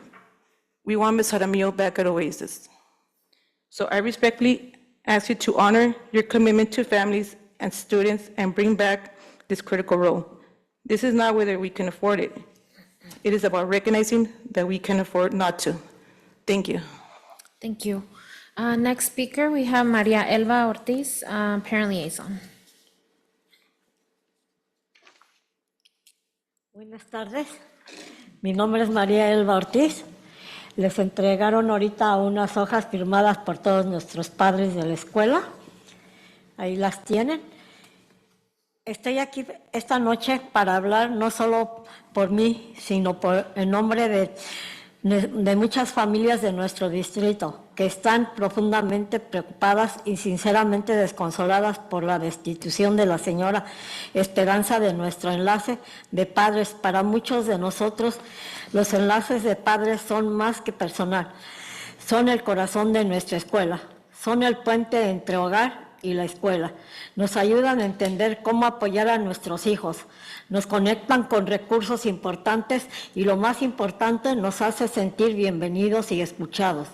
La confianza y la relación que han constituido con las familias, especialmente aquellos que somos nuevos en el sistema o estudiantes de inglés o que estamos atravesando dificultades, son insustituibles. Por eso esta decisión es confusa y frustrante. Todos los enlaces de padres son de gran ayuda para nosotros. Los padres en la escuela nos ayudan a las inscripciones en el portal para padres, la creación de un correo electrónico con los uniformes para nuestros hijos, las mochilas, los recursos para padres, la capacitación para padres y las actividades divertidas para la familia. Enlace con los padres de Panview, siempre que estuvo en la recepción disponible para nosotros los padres en todo momento. Esto marcó una gran diferencia en la participación de los padres. Por fin los padres se involucraban más en la escuela con actividades y talleres para padres. En este momento el personal de la oficina está abrumado con las constantes llamadas o visitas de los padres de los estudiantes para hacer preguntas. Panview tiene alrededor de 700 estudiantes y un auxiliar de asistencia. El tiempo parcial de la señora Esperanza en la enlace de padres siempre estuvo disponible para cualquier ayuda que necesitamos con nuestros estudiantes. La escuela tiene más estudiantes, lo que significa más maestros y más padres, pero con la misma cantidad de personal, como es lógico, en la oficina. Al entrar a la oficina se puede ver lo ocupado que están el personal tratando de atender a los padres de estudiantes y personal y sus tareas habituales. Y la señora Esperanza, la coordinadora de padres, es muy necesaria. Es triste que el distrito y los miembros de la Junta... ¿Tiene sus comentarios? ¿Ya va a terminar o...? No, todavía tengo un poquito. Ok. Es triste que el distrito y los miembros de la Junta no parezcan ver ni preocuparse por lo que padres necesitamos. El regreso de las coordinadoras del padres, porque no les afecta ni a ellos ni a sus hijos. Son los fondos, en el lockup son los fondos que las contrataron en la meta número 3, el distrito enlace claramente que el personal de participación comunitaria aumenta y apoya significativamente los servicios para jóvenes de acogida y estudiantes de inglés como segundo idioma y estudiantes de bajos ingresos, incluso describirse estos puestos como crucialmente para abordar sus necesidades, coordinando la difusión, facilitando la comunicación y brindando apoyo específico. Así que tengo que preguntar si el distrito cree que esto es porque se despidieron los puestos enlace con los padres. Así es como tratamos al personal trabajador que hace exactamente lo que el distrito dice, priorizar entendiendo que se reincorporaron 3 enlaces con los padres, pero seamos sinceros, eso no es una solución. Esas 3 personas ahora están repartidas en 7 escuelas, visitando cada una solo 1 hora a la semana. No pueden reunirse con los padres a menos que tengamos una cita con apelación. Señora Eso no es Ortiz. apoyo significativo, eso no es participación. Señora comunitaria. Ortiz. Sí. Disculpe, queremos darle la oportunidad, tenemos otros comentarios. Si lo tiene escrito, nos lo podría presentar y lo podemos pasar para poder leer todos los comentarios. Tenemos otro comentario Pues sí. público. Disculpe. No, muchas gracias. Gracias a usted. Esperamos que reinicen a nuestros trabajadores. Gracias. Thank you. The next speaker, we have Ted Leonard, and it's on parent liaison as well. Thank you. Good evening, everyone. I just wanted to come up here and say how important it is for our parent liaison. From my experience, both of my boys go to Palm View Elementary, and she has been there since they were yay high. And anything that we needed, any information we needed, she was there. The first day of school was just disastrous because she wasn't there. There was parents didn't know where to go. You know, we had kids going on the elevator up and down, and Miss Esperanza is usually there to help out. There was kids not wanting to even go into the school, and she's always there to help us pull them in. You know, we're at the gate. I'm at the front gate most of the times, and it's just important that we have it, including information, because sometimes we don't get all the information. But Miss Esperanza makes sure that the parents get the information when they're coming in there. Even on the first day, the front office was nothing but chaos, and she's there in the midst of that. In the midst of chaos, she's there. She's getting the parents the information they need to get in and out. That day was just absolutely crazy, and I'm just here to say that she has been there for all of us. She has supported us. She has gotten things out to us in the community. So there's most of the parents, you know, that don't know how to use the portals and stuff. She has helped all of them use the portal. She has took the time out of her, you know, busy day to help them. Even with me in certain things I did not know, she was helping us get this information, and she gets it out there to the community so everybody knows. Now there's a lot of people that are not informed of the information. They don't know what's going on. Sometimes things get put up late, and you know, it gives us no time as parents to react. So that is all I have to share. Thank you. Okay, that was our last public comment, so we're gonna move on to 8.1, reading communication. We do have 3, they're fairly short, so I'll go ahead and read them. The first one's from Michelle Ramos. It says, we're into the school year just over 1 month, and the dust finally setting. The school year started a little rocky, but with multiple departments and staff members working together, there were solutions to the problems we were facing. Staff members came together to make sure the students' needs are being met. School sites might look a little different in regards to staff, but I have seen a lot of them working together to ensure things are getting done. The next one, Maritza Alarcón. Says, I'm writing due to us parents did not know the parent liaisons were laid off. Please bring back the parent liaisons. They were the go-to to help for Parent Square, Parent Portal, parent and student resources, uniforms, parent workshops, family school activities, etc. The parent liaisons were very helpful for us parents. We felt very comfortable to speak to them when we were in need of help. They would not judge and be very helpful and kind. The one that was at my son's school, I would always be greeting the students as they entered the front gate. Us parents felt happy to see and speak with the parent liaisons. They would always invite us to SSC, ELAC, CPAC meeting and kept us parents informed. Please bring the school parent liaisons back. And the last one, Selene Canchola. Petition to reinstate parent liaison and support staff positions district-wide. So I think there were a couple items that were shared with board members at their desk. And that's the last written communication we have today. Okay. We're gonna move on to 8.2, board member reports. Trustee Gonzalez? Thank you. I want to start by thanking the parents that are here today.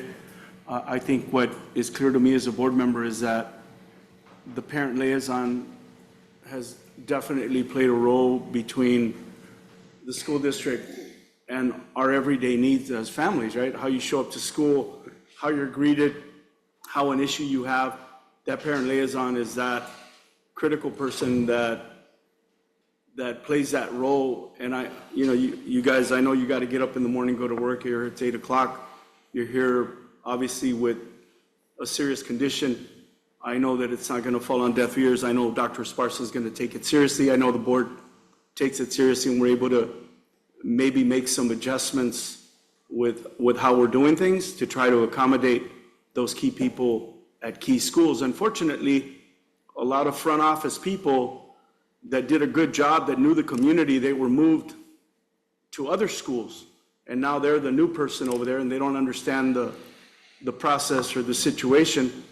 But that's the unfortunate reality, is that some of those parent liaisons were moved around, and the magic they did at your school, they're not there anymore to do that. But I want to thank you all for being out here. Dr. Esparza, I don't have a board report, but I have a request. We've been getting a report from you on our transportation department, specifically the challenges that we have there with the chronic absenteeism. I think the lowest of maybe 80 drivers, to the point of them not showing up on time, to the point of leaving students. Of 80 drivers, we have, I think the best attendance I've seen is 17 absentees in one particular day. And with the budgetary challenges that we have, I want to ask to get an expense report on the cost of this overtime, this chronic overtime that we see in that department. And I'm going to ask that we take it back to 2016, the last 8 years, and I want a summation of the millions of dollars that we've lost in overtime because of this gamemanship that we have, where they seem to be trading days. There seems to be a pattern, but I think the numbers are going to be very telling. And I'm going to ask you to task our new leader in the finance department, include HR, obviously your expertise, to give this board a report on the amount of money that we're paying in overtime, specifically to transportation. And I think our community deserves that. I think our community needs that. And I want to make it very clear that this department is costing us millions of dollars. And for whatever reason, this has gone unnoticed since 2016, since the day I showed up here. And maybe with some of those savings, if we can get our hands around it, we can maybe invest some of that money in these key critical positions that create this liaison between our community and this school district. But I'm asking for a report. I want it to end on every fiscal year. I want a report of what the summation of the overtime accumulated by this one department has impacted, and how it's impacted our school district. And I think the community is going to be surprised as to the magnitude of the expense. Trustee Acuña?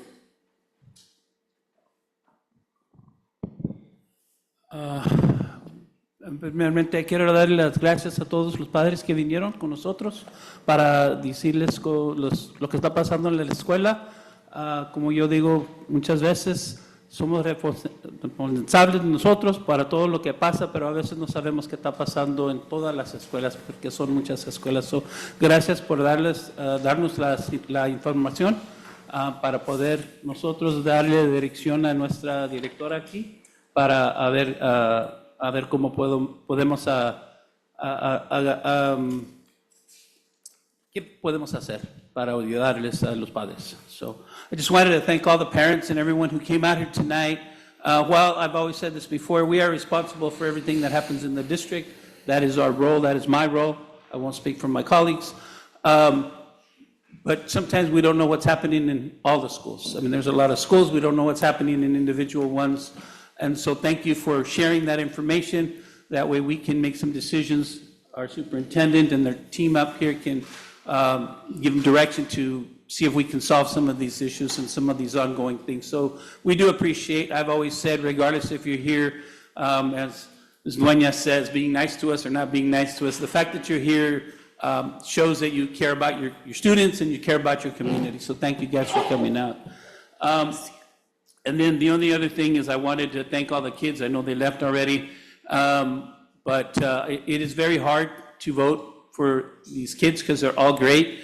So it's very hard, but and every year they seem to get better and better. So I do want to thank all the ones, even the ones that weren't selected, because the fact, again, that they're coming out here and pushing and advocating and for themselves and for their kids, I think it's very important for the leadership of our students, and it shows that we have some really good kids in our district. Other than that, I'm kind of going along with what Mr. Board Member Gonzalez mentioned. The absenteeism is not only a transportation issue, it's a district-wide issue. It happens in all departments. Unfortunately, parents, principals, the cafeterias, it's the transportation that you see at first because they're the first ones in the morning, and so they are the ones that are out in front, so to speak. And again, I would echo what one of the bus drivers said. Please do not be angry with the bus driver that actually came to pick up your child, because that bus driver has probably finished their route and is now doing another route, coming to help out. So please be nice to them. Don't be angry at them. They showed up to work. They're doing their job. And so please don't be mean to them. Thank them for actually going, because again, the issue of transportation is obviously our department, but it's also the board's job to make sure that we fix this. But again, the absenteeism, and again, we have issues, but it's not just in transportation. It's just that we see that first thing in the morning because that's the first one that everybody sees. So I think we need to look at it as a whole. We need to look at, all the reasons that people aren't showing up for work. Some are legal union issues that they have ceremony days they can take off. Those are contracted, so they're allowed to do it. The problem is, I've always found Monday, Fridays, and holidays, or days after holidays, seem to be the preferred choice of all those personal necessity days. So those are things that we need to deal with. But, we, again, as I asked last board meeting, thank the parents for coming and let us know what's going on. And it is my responsibility to try to see how we can fix some of these problems. So thank you, that's all. Trustee Arredondo? Good evening, thank you everybody for coming. Thank you for the parents to let us know the things that are happening at the schools and what we can do to support the efforts to make sure that the right staff and at the different campuses and that things are going well. We definitely appreciate the parents. Gracias a los padres que vinieron y les dijeron lo que está pasando para poder responder y tener los suficientes empleados para apoyar en las diferentes escuelas. Muchas gracias. Thank you to our staff who are here. Thank you for the work that you do. Continue to visit schools, and there are a few things that I hear, and one is test scores. So I'd like just a presentation. I'd like to request a presentation on test scores, as I know that there are a lot of schools that should be celebrated for the great work and the teachers, the great work that they're doing to improve the test scores at their sites. I'd like to thank the student trustees who came in here today and were able to all speak really well, and it shows that they're going to be great leaders in the future, and thank you to everybody that participated. I just also like a report on where we are with shade structures. I know that there's a couple of kindergarten sites that need shade structures, Dr. Esparza, and I hope that we can be ready at least. I know that summer is winding down now, but we can be ready for next summer as it soon comes upon us. So thank you, that is all, and thank you again for our staff who's here, our teachers, our support staff. Thank you for everybody for the work that you do, and to our parents, our students, and anybody here at CVUSD. Thank you. Trustee Calamanes? Yes, thank you very much. I just wanted to say very quickly, I'm at the schools a lot because of the Read With Me program I support, but it's so important for me to also be hearing what parents are saying. So I want to thank you so much, and please continue to come. Clerk Garcia? Thank you so much. Again, thank you, just like so many of us have already said, thank you to everyone who comes out and speaks to us. We need to hear what's happening on the ground so that we can do something about it, just like so many of us have already said. I know that I've seen different schools that have a short lunch. I've volunteered and did not have enough time to fill up my water bottle and eat my own lunch. So I know that that is something that can happen. I'm not sure why. I would like some kind of report for why there are some schools that only allow students. I've seen like only a certain number of rows of tables out, even in some elementary schools, and others completely normal full. I feel like there is more supervision in the cafeteria than out in the field, and if students aren't able to have a proper lunch or meal, even breakfast, then they are going to be more rambunctious outside where there's more area and less supervision. So I'm not sure why that's the case, like why it varies, because I now know that it is different from different schools, and to hear that that sounds like it very much is an issue at CVU. What's going on there? If there's a reason for it, let's understand it, and if it is still making sense, because I definitely saw the school that had short amount of time in the cafeteria had more bullying happening outside than schools that had a more, what I considered a more normal cafeteria experience. Students weren't forced out. They could eat their lunch at their leisure. They didn't have to go outside if they didn't need to. But of course they could when they wanted to. So I would like to understand that a little more, because I do think their meals and their behavior are linked, and I'd like to understand that a little more. Thank you so much for all of you families. It doesn't matter where you are in our school district. I know Coachella is part of our name of the district, but every single one of you is important. Your students are important, no matter where you go. They all deserve the best. We need to hear so that we can fix these things, and we will continue to work on that. I know we're all hearing about the parent liaisons. It sounds like the transition is still very tough, because they had such an impact on our schools. My understanding is they are still here at the district office, and I know that is a different process. Parents are supposed to be able to call and still get the help that they need, but that is different. It is very different than just walking into your school and talking to the friendly face that you knew.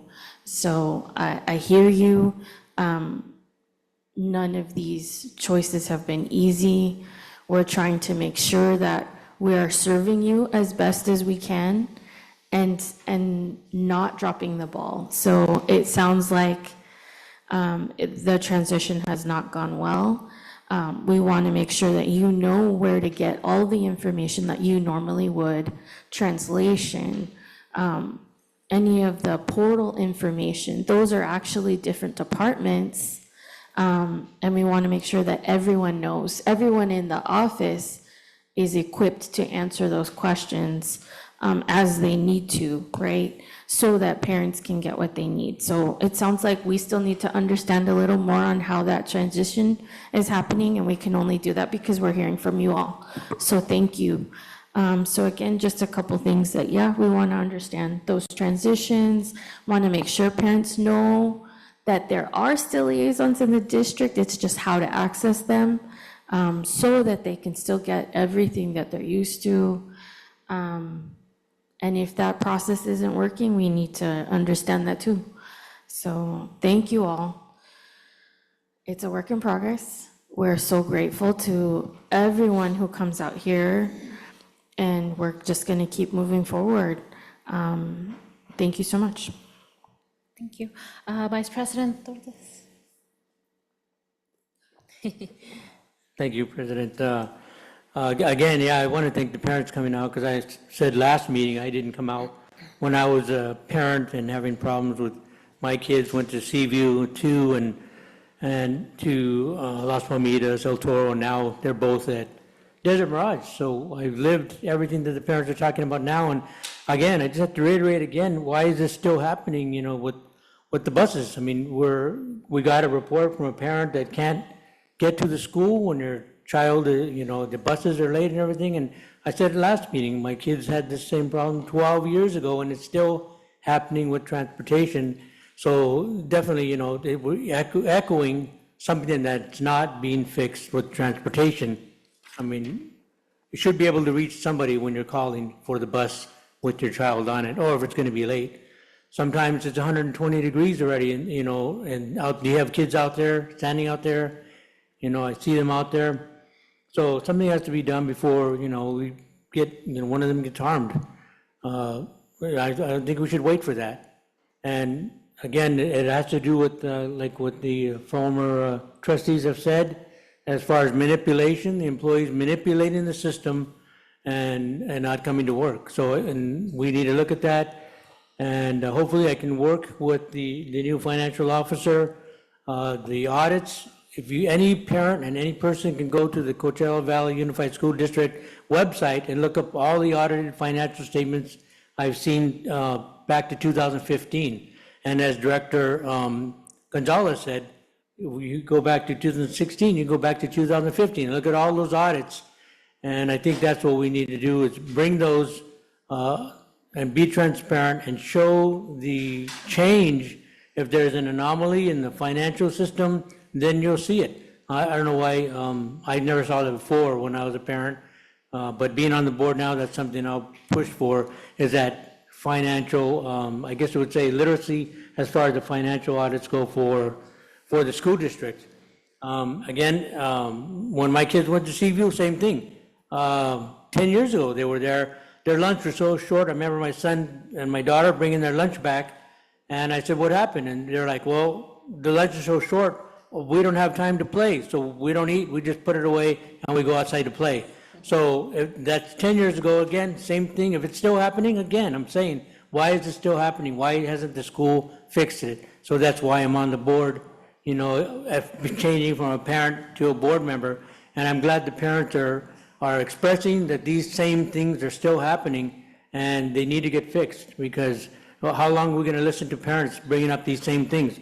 We heard the bus, you know, issue again today, and the next meeting, are we going to hear the bus issue, another bus issue again? Are we going to hear about the lunch and the kids not being able to eat right?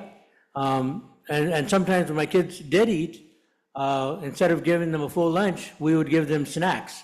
And then I remember my kids came home and I said, well, why didn't you eat your snack? You know, it was like those fruit snacks. And they said, because the supervisor took it away and said, that's not a healthy lunch and you're not eating it. So that was something that I had to deal with back then. And so, you know, they should be able to eat. If I give them M&Ms, they should be able to eat that. I don't think it's right that anybody take their food away, right, if they're going to eat lunch. So that's something else that, you know, off the topic, but I think that's what we had to deal with. Again, I'm living these same things. It reoccurs. It's deja vu when I hear the parents come up and complain about these same things, right, that happened when my kids were in elementary and the middle school. So again, hopefully, as being the newest board, well, the second newest board member on here, we can work with the superintendent and look at these details and find out what's going on. But thank you. Thank you. I also like to thank everyone who came out tonight for public comment. It's definitely concerning to hear parents sharing some of their maybe negative interactions they're having with staff. I know that, you know, the first couple of weeks of school can always be very difficult. There's just so much going on, a lot of challenges that we're facing. So I know staff's doing their best, considering the circumstances, so, but I do, appreciate, parents coming to, kind of share some of those concerns and experiences, and hoping that we can work with our staff, to maybe see like what type of support they need, to navigate some of the changes. I know as a staff member myself, we just started our college, feels like it was yesterday. It's been so hard, but it is hard to work in our schools, especially with everything going on. So, I do appreciate everyone for all the work that they're doing, just navigating everything, and with some of the issues coming up from our CVU community, I'm hoping staff can continue to work with the parents so that we can try to figure out ways to address them and support them in just being able to resolve some of those challenges. But that's it for me. So 8.3 Superintendent's Report. Thank you. Thank you to everyone who is in the audience. Thank you to the parents who came, as well as to the union who came and made comments as well. We do appreciate your comments. I do want to just state that we have some great student trustees this year. My hat's off to them, and I know that all 8 of them could do the job, and we had to pick 4, and I think we did a really good job at that, and I will try to keep the other 4 out of the 8. I would try to keep the other 4 on in some type of role to be able to still gain some leadership here in the district and learn everything around the district as we do with our student trustees. And so it's not that they didn't get the job today as a student trustee, but they will have a job somehow within the district amongst our leadership, executive cabinet, and with our directors. We will figure that out to ensure that we give them those opportunities. So thank you to all of them. I want to congratulate our Ed Services Department and staff in the district that presented this week at the Excellence Through Education Conference that RCOE puts on in Palm Springs. We had several presentations. One of them was on systematic explicit instruction. Another was on understanding lexile and quantile levels. And another one was on empowering student success and setting SEL goals. And my visits there, I try to get into those rooms, and they were completely packed. I couldn't even squeeze into the SEL one. And so it was great that people were so engaged and encouraged to attend our school district's presentations. And so great job to the Ed Services team, to the Student Support Services team, and to everybody who was participating in the presentations.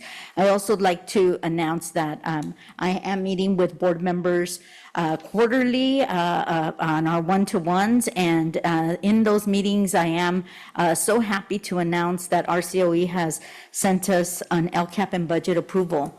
And so this has been the first time in a very long time as we go through the fiscal crisis. So they have been monitoring the budget, and we have finally been able to get to that stage where we are barely being approved, making sure that we have our reserves set, and ensuring that we continue to stick to our fiscal stabilization plan. So they're very happy with us in regards to all the work that we've done to stick to that plan. And so that is all that I have today.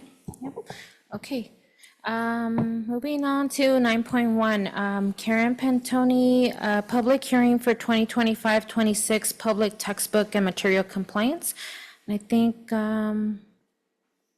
do we have to motion to open the notice of public hearing, or? Okay.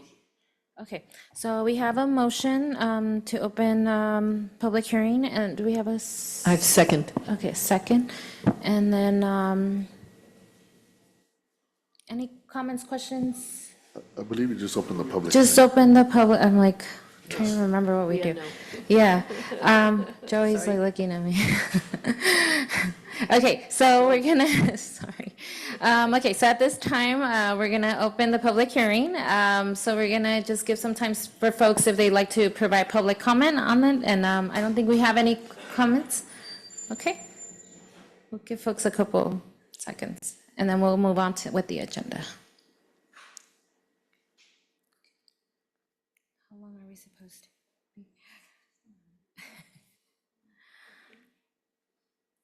I will be attending the training on the Brown Act, by the way.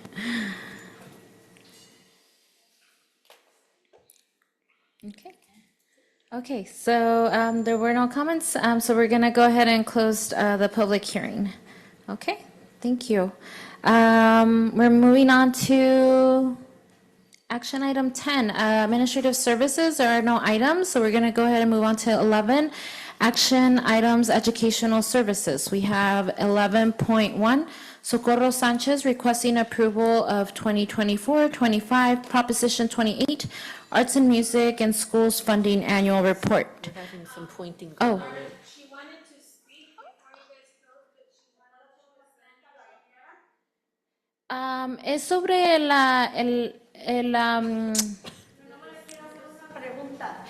¿tiene que ver con el tema de los materiales de libros? No, nada más le quiero hacer una pregunta a la doctora Esperanza. ¿A qué suele hablar de forma de líderes, de hablar de formar líderes en nuestras escuelas? Pero tengo una pregunta. ¿Así es como se forman líderes? Quiero que la doctora me respondiera.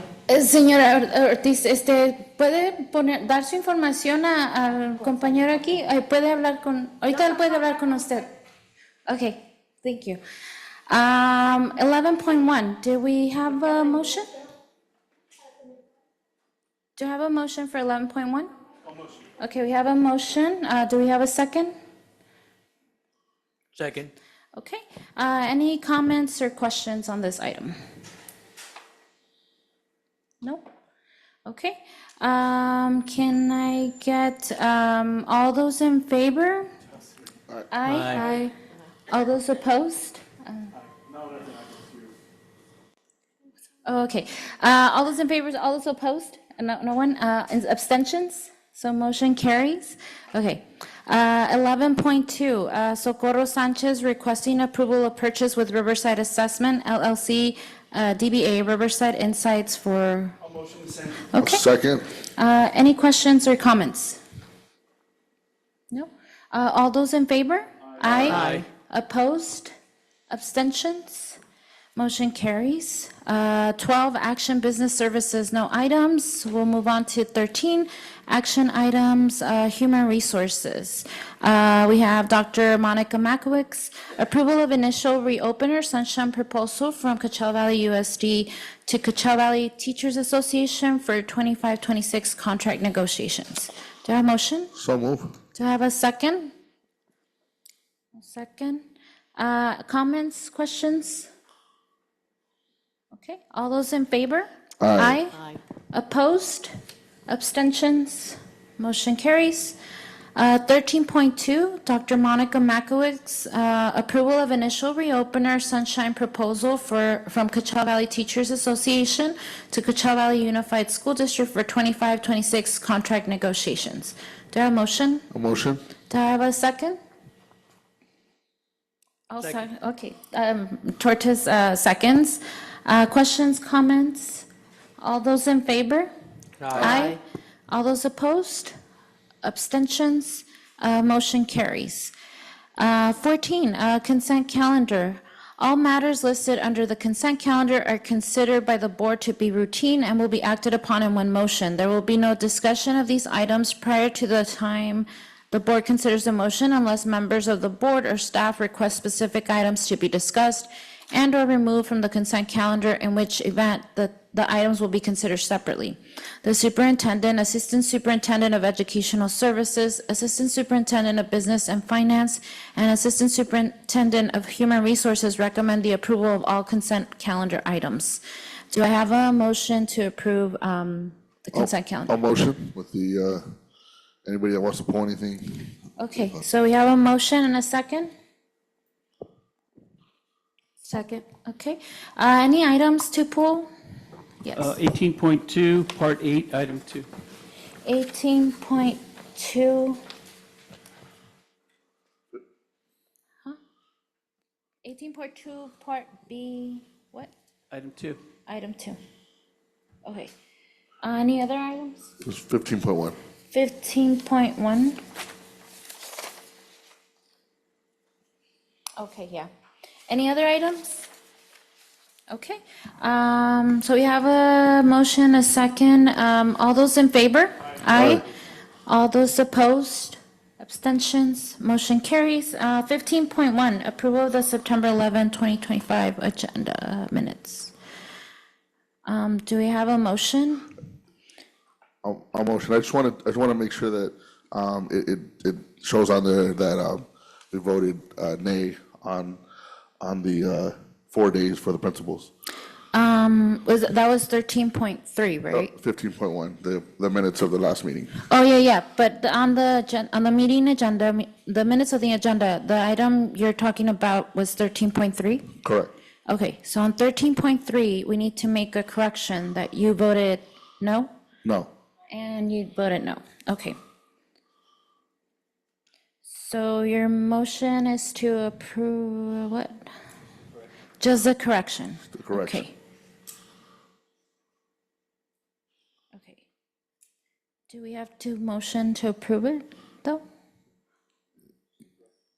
Just the correction. Yeah, okay. Okay. Thank you. So we'll make the correction. Thank you. Okay. And then moving on to 18.2, Part B, number 2. 18.2. How do you find these? I'm just kidding. Okay. Do we have a motion? I'll motion to approve. Okay. Do we have a second?